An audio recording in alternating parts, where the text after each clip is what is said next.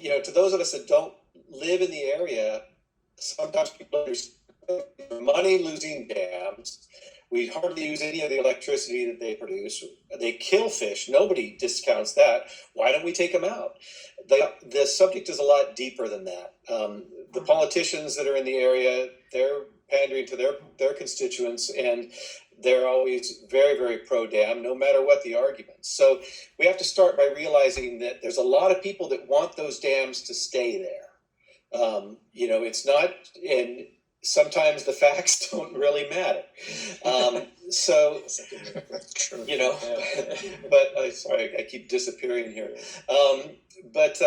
So that's, I think we need to start by understanding that there's a lot of people that want the dams, that are proud of the dams, that are, and there is some electricity that's produced.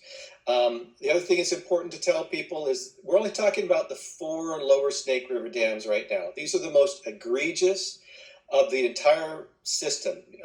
They kill more fish proportionally than anybody else, and they also their electricity is used the least of any other dams. So they would be a relatively low impact to the entire system. Now, as far as politics go, it's pretty impressive that Mike Simpson, a conservative Republican from Idaho, would partner with Blumenauer, a liberal from, Oregon, and they would both come together to propose a plan on how these dams could be removed. That was amazing for him to have the guts to actually come forward and say, okay, this is what we could do. This is how we could make everybody whole that was part of it. I know Giles was involved in a stakeholder meeting that, a couple years ago that brought it together. A lot of people got this conversation going. But what's really exciting right now is now Inslee and Murray have agreed to study the topic even closer. And that is, again, very exciting. I think it's the first time that Senator Murray has had the temerity. I'm trying to be kind, but it's the first time she's really addressed this subject instead of just dodging it. She's done a really good job of being silent. So to have her actually talk about it is very, very exciting.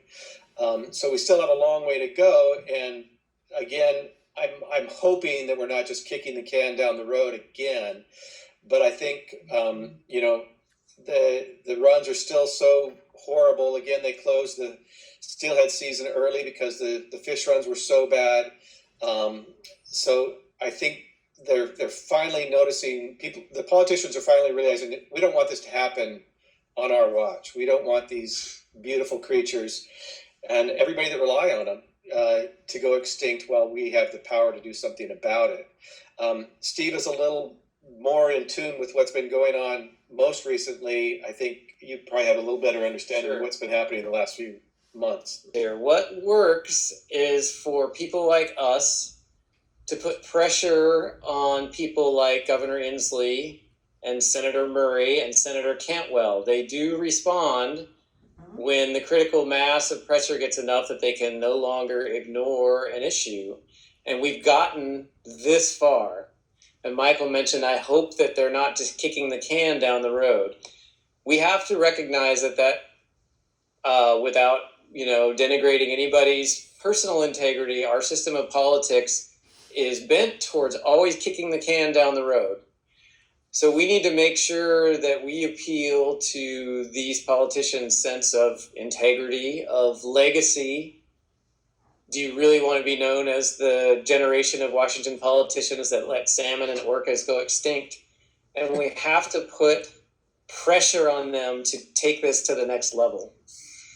I think, and as important as putting pressure on them, when they do something good, I think we should give them accolades. I would love everybody to write a letter to Mike Simpson and say thank you for standing up, because he's taken a lot of heat for that. So put pressure when they're not doing what we want, but then again, congratulate them when they are.